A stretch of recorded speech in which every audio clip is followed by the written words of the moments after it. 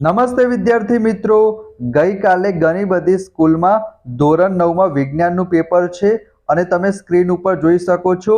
વિભાગ બીમાં વિદ્યાર્થી મિત્રો 20 માર્ક્સનું પૂછાશે. તમારી પરીક્ષામાં 10 પ્રશ્નો તમારે લખવાના છે. તો અહીંયા તમે સ્ક્રીન ઉપર જોઈ શકો છો વિભાગ બીના મોસ્ટ ઇમ્પોર્ટન્ટ ક્વેશ્ચન હું તમને સોલ્યુશન સાથે કહીશ. વિદ્યાર્થી મિત્રો, અહીંયા તમે જોઈ શકો છો ભાવિકના સ્વાધ્યાય પત્રમાં ટોટલ કેટલા પ્રશ્નો આપ્યા છે.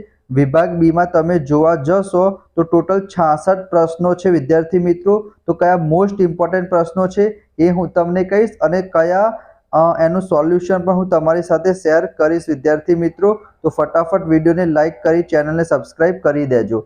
અહીંયા તમે જોઈ શકો છો વિદ્યાર્થી મિત્રો, થોડાક આગળ પાછળ ક્વેશ્ચન હશે, જેમ કે ઉનાળામાં આપણે કેવા પ્રકારના કપડાં પહેરવા જોઈએ. આની હું તમને વિદ્યાર્થી મિત્રો પીડીએફ પણ આપીશ. તો ડિસ્ક્રિપ્શનમાં મને એક હાર્ટનો સિમ્બોલ મોકલી દો. વિડીયોને લાઇક કરી ચેનલને સબસ્ક્રાઇબ કરી દેજો.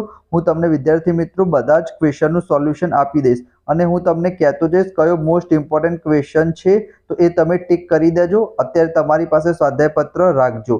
આ ક્વેશ્ચન ઇમ્પોર્ટન્ટ નથી વિદ્યાર્થી મિત્રો, અત્તરવાળો પણ નહીં પૂછાય. આ ક્વેશ્ચન તમે કરી દેજો, પ્રવાહી અવસ્થાના ગુણધર્મો. બરાબર, આ ક્વેશ્ચન ઇમ્પોર્ટન્ટ છે. સ્વાધ્યાય પત્ર તમારી પાસે હોય તો ખાલી પેન્સિલથી ટિક કરી દેજો. સ્ક્રીનશોટ લેવો હોય તો સ્ક્રીનશોટ લઈ લો અને હું તમને પીડીએફ પણ મોકલી દઈશ. વિડીયોને લાઇક કરી દેજો. એના પછી આ ક્વેશ્ચન નહીં પૂછાય. આ ચા બનાવવાવાળો ક્વેશ્ચન મને ન લાગતું પૂછાય, પણ તમને આવડી જશે, એક વખત વાંચી લેજો. એના પછી વિદ્યાર્થી મિત્રો ક્વેશ્ચન ઇમ્પોર્ટન્ટ છે, આ ક્વેશ્ચન કરી દેજો. તત્વ સંયોજન અને મિશ્રણમાં વર્ગીકૃત કરો. તમને આ બધી વસ્તુ આપેલી હશે, સ્ક્રીનશોટ તમે લઈ લેજો. એના પછી મિશ્રણ અને સંયોજન તફાવત તો વિદ્યાર્થી મિત્રો બધા કરી જ દેજો. એક તફાવત તમારી પરીક્ષામાં 100% પૂછાશે, બે પણ પૂછાઈ શકે છે, તો તફાવત કરી જ દેજો. એના પછી નિલંબનના ગુણધર્મો અને કલીલ દ્રાવણ એ નહીં પૂછાય, જવા દેજો. એના પછી અધાતુ તત્વોના ખાલી ઉપયોગો હતા, એ પણ નહીં પૂછાય. સંયોજન વાળો ક્વેશ્ચન તમારી પરીક્ષામાં પૂછાઈ શકે છે, તો એ જોઈ લેજો. એના પછી વિદ્યાર્થી મિત્રો ઇમ્પોર્ટન્ટ ક્વેશ્ચન ટ્રુ ફોલ્સ છે, ખરા ખોટા, બહુ ઇઝી છે. ખાલી ત્રીજા નંબરનું છે એ સાચું છે, બીજા 3 ખોટા છે. બેઠા ક્વેશ્ચન તમારી પરીક્ષામાં પૂછાશે. આ વિભાગ ડીમાં પૂછાશે 4 માર્ક્સમાં, તો વિભાગ બીમાં તો નહીં પૂછાય, વિભાગ ડીમાં 100% પૂછાશે. એના પછી આ બે લાઇનના ક્વેશ્ચન છે તમે કરી દેજો કે કોષરસ પટલ ઇજાગ્રસ્ત બને કે તૂટી જાય તો શું થશે. તો સિમ્પલ વસ્તુ છે કે અંદરની બહારની વસ્તુ અંદર બહાર આવી જશે. બરાબર, કોષ એનું અસ્તિત્વ ગુમાવી દેશે. અમીબા તેનો ખોરાક કેવી રીતે મેળવે છે, તો કોષરસ પટલ વડે અંતર્વહન ક્રિયા દ્વારા મેળવે છે. એક જ લાઈન છે, 2 માર્ક્સમાં પૂછાય તો સરસ મજાની આકૃતિ તમારે દોરી દેવાની. એના પછી ઇમ્પોર્ટન્ટ ક્વેશ્ચન રંજક કણો તો નહીં પૂછાય, આ લાઇસોઝોમ વાળો પૂછાઈ શકે છે, તો એ કરી દેજો, સ્ક્રીનશોટ લઈ લેજો. એના પછી ગોલ્ગી પ્રસાધન વાળો પણ ક્વેશ્ચન તમારી પરીક્ષામાં પૂછાઈ શકે છે, સ્ક્રીનશોટ લઈ લેજો. એના પછી જોવા જઈએ તો આ ક્વેશ્ચન તો નહીં પૂછાય. આ ક્વેશ્ચન પૂછાઈ શકે છે ગુરુત્વાકર્ષણના સાર્વત્રિક નિયમની અગત્યતા, તો એ સ્ક્રીનશોટ લઈ લેજો. એના પછી ક્વેશ્ચન પૂછાઈ શકે છે આ ધ્વનિ તરંગોના પરાવર્તનના 2 ઉપયોગો. બરાબર, એ પણ સિમ્પલ છે, એ કરી દેજો. વિડીયોને અંત સુધી જોજો વિદ્યાર્થી મિત્રો. એના પછી એક આ ક્વેશ્ચન પૂછી જાય અનાજને નુકસાન કેવી રીતે થાય છે, એ તો તમે તમારી જાતે પણ લખી શકો છો. એના પછી જૈવિક ખાતર અને ખાતરનો ઉપયોગ શા માટે કરાય છે, આ નિંદણવાળો ક્વેશ્ચન કરી દેજો.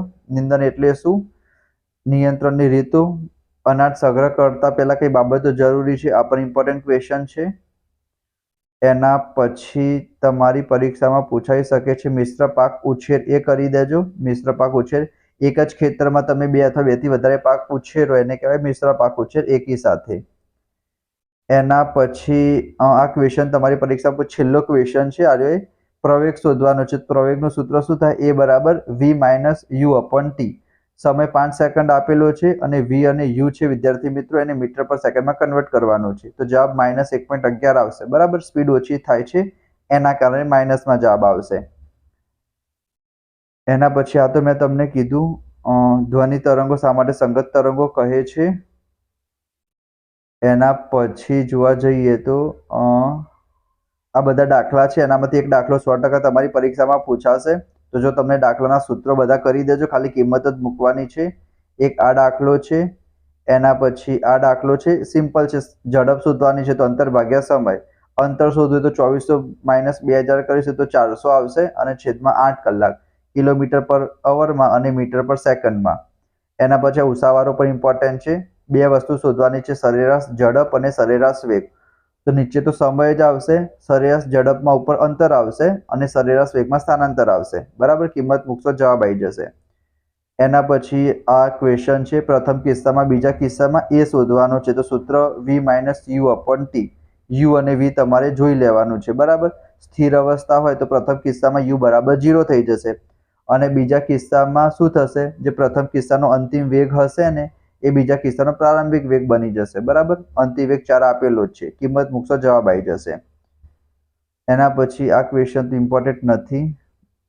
એના પછી આ બસ વાળો પૂછી જાય કે બસની છત ઉપર મૂકેલ સામાન્ય દોરડા કેમ બાંધવામાં આવે છે, અને આ કાર્પેટ વાળો, એ બંનેમાંથી એક પૂછાઈ શકે છે.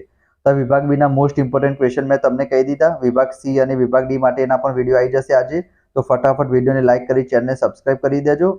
વિડીયોને લાઇક કરો, કોમેન્ટમાં એક હાર્ટનો સિમ્બોલ મોકલી દેજો. પીડીએફ જોતી હોય તો તમે મને વોટ્સઅપમાં મેસેજ કરી દો. મારો નંબર છે 8460656524. ફરીથી એક વખત કહું છું, 8460656524. મને એક હાઈનો મેસેજ કરી દો કે પીડીએફ જોઈએ છીએ સર, તો હું તમને આ વિભાગ બી, વિભાગ સી, વિભાગ ડી, વિભાગ એ બધાની પીડીએફ મોકલી દઈશ. એનામાંથી તમે જોઈ લેજો.